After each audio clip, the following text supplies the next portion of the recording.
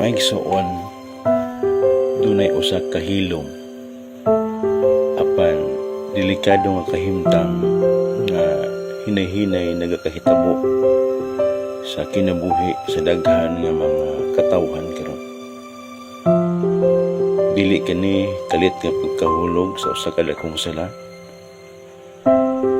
Dili kini dayon nga pagtalikod sa Ginoo. Apan kini usa ka proseso nga hinay ug halos dili mabantayan. Kanang hinay-hinay nga paglayo gikan sa presensya sa Dios. Ug unsa man ang sinugdanan niini, isuon sa rayon ang kasagarang hinungdan niini. Usa ka simple nga desisyon ang pagpuyo nga walay pagtagad sa Biblia, ang pulong sa Ginoo diya sa atong adlaw-adlaw nga pagkinabuhi. Ang usa ka gitawag nga Bible-less lifestyle is not always loud.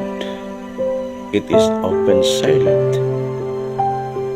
Dili kini makita sa gawas, apan madungog kini sa kakulang sa pulong sa Dios sa sulod sa atong kasing-kasing.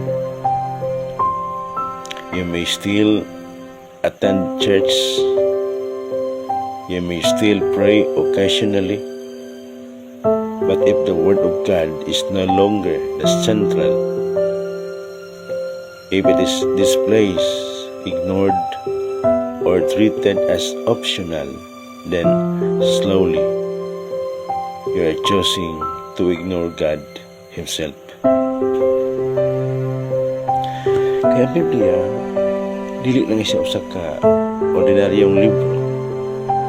It is a God-inspired word, the written instruction of heaven on how you should live a pleasing life ngadto sa Ginoo.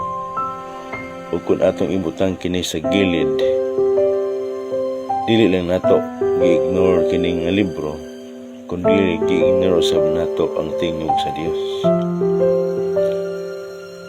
So karon nga magutua igsuon, magtan-aw kita sa tulo ka kamatuoran ug ato kini pamalandungan. Una, a Bible-less life is a life that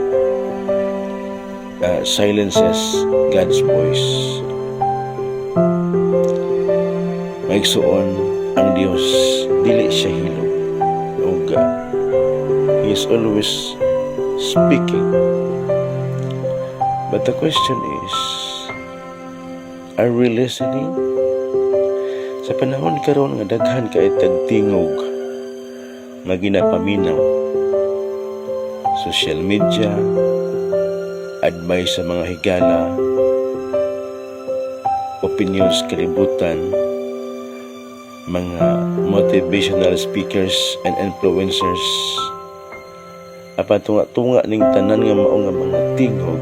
The most important voice is the voice of God, but it is often neglected. Ang Biblia mao ang primary nga paagi nga ang Dios mosulti sa atong kinabuhi. The Word of God is not just informative, but it is transformative. It rebukes, it corrects, it instructs and guides. So without it, we are left to our own reasoning. Ug mao ni ang problema mga igsuon. Kung wala tayo pulong sa Dios, kita ang mahimong atong kaugalingong giya. And it is dangerous.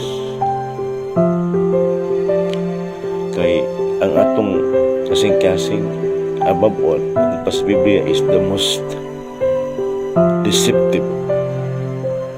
Our feelings, it's unstable. Our judgment is limited. So without the Bible, the Scripture, sama kita sa usa ka barko nga walay kompas, drifting wherever the wind blows. So daghan kayo karon mga kagisuunan nato nga moingon okay ra buotan man ko. I just follow my heart because I know what is right. But the question is, based on what standard? Kung wala ang Biblia, ang standard nato mahimong unsay uso, unsay madawat sa society, unsay feel nato nga sakto. But God does not measure righteousness based on feelings. Instead, He measures it based on His Word. So a Bible-less lifestyle is a silent rejection of God's authority. Dili na to ginadeklara, pero ginabuhat na to. We don't say, I reject God. But when we ignore His daily word, His word daily, we are practically saying, Lord, I can live without hearing you today. And slowly, that becomes a habit, and that habit will becomes a lifestyle.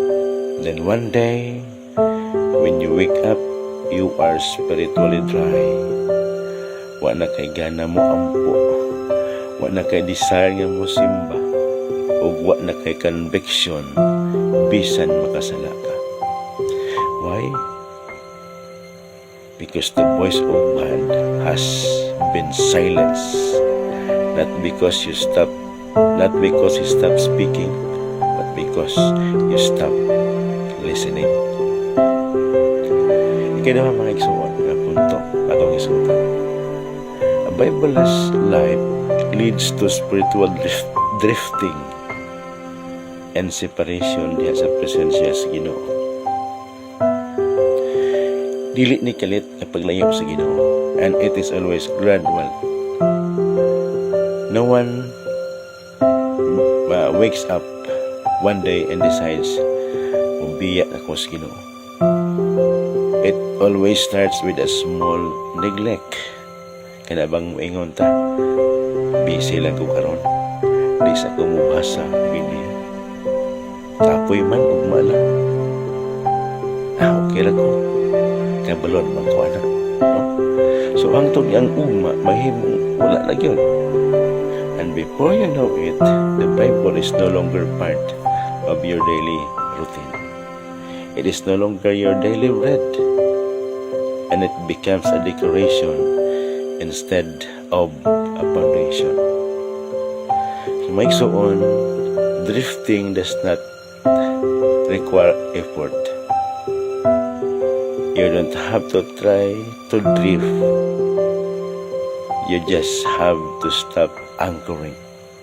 And the Word of God is our anchor.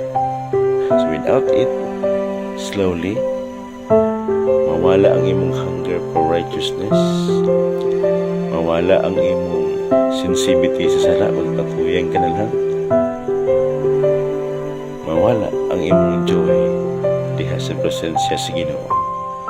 You will still function, but spiritually, you are dying.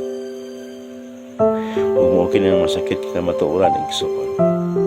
You can be physically present in the church, but spiritually absent in God's presence. Why? Because His presence is sustained by His Word. Ang Biblia mao ang daily connection nato sa Ginoo. It renews our mind, it aligns our heart, and it corrects our directions. So without it, we drift, not necessarily into obvious sin, but into worldliness, and disguised as a normal way of life. Ug mo ni ang kuya igsuon tungod kay not all good things are really godly things. Not all acceptable things are the righteous things.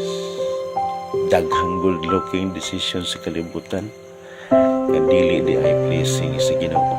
And without the scripture, without the Bible, you cannot discern the difference. Simple mo ingon ka, okay naman walay malis siya. But the Word of God might say otherwise.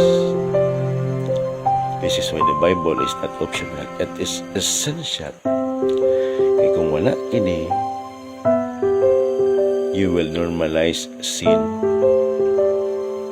You will justify compromises. And you will slowly distance yourself from God.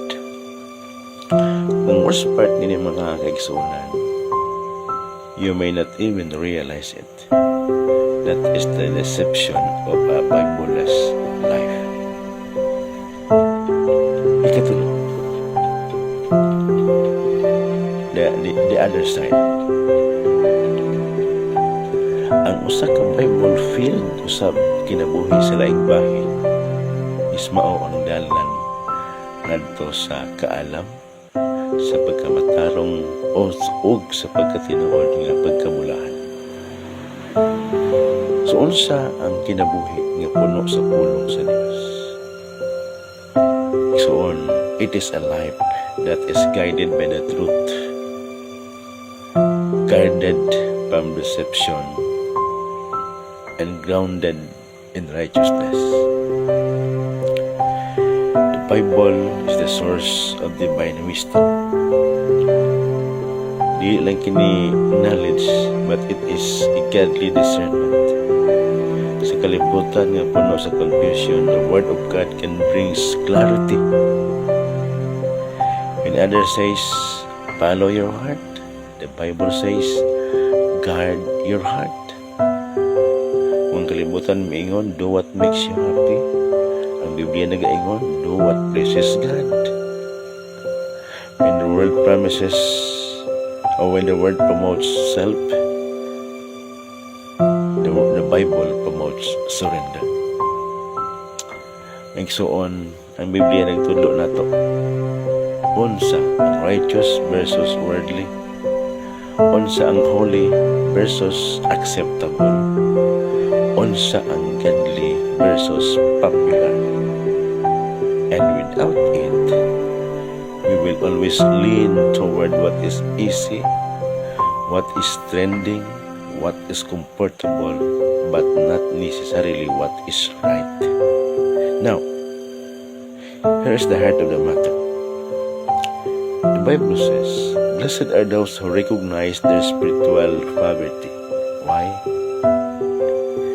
Ito nagaingon nga, Lord, di ko kahibalo sa tanan. Lord, kinahanglan ako imong pulong. Lord, gutom ko sa imong kamatuoran. That is what it means to be poor in spirit. It is humility before God.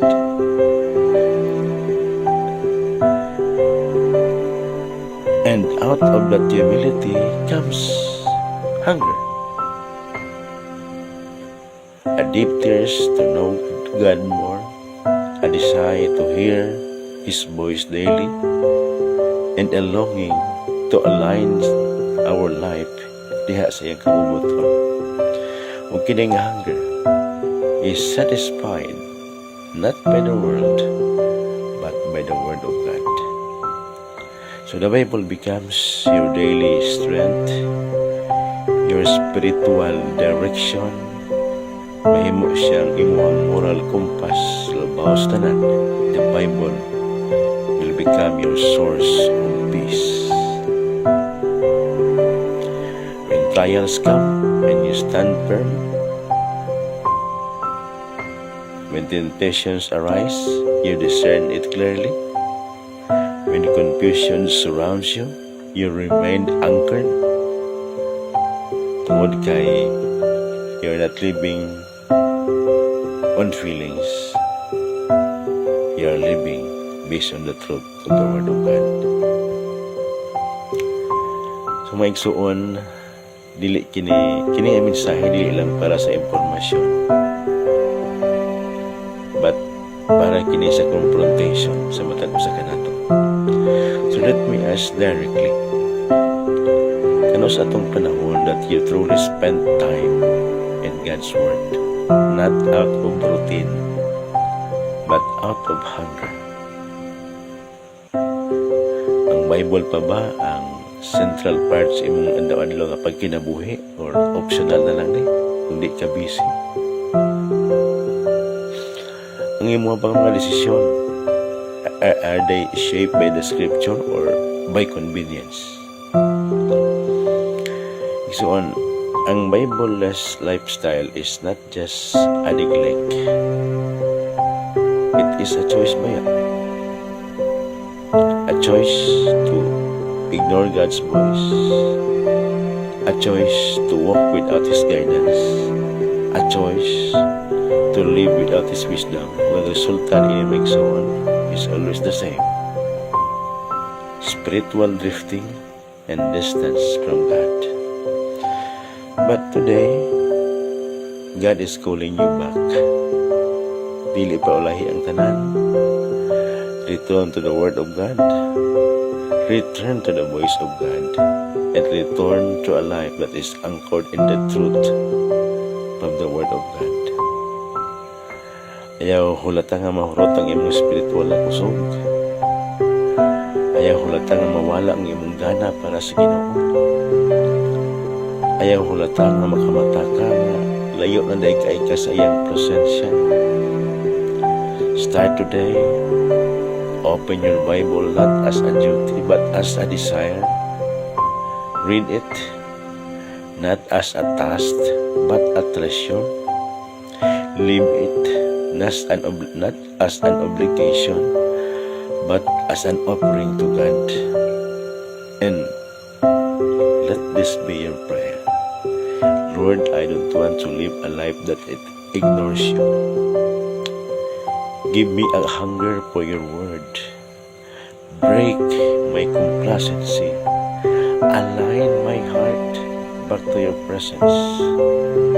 Because in the end, mga kaigsunan, a life without the Bible is a life without direction. But a life that is anchored in God's Word is a life that leads to Him.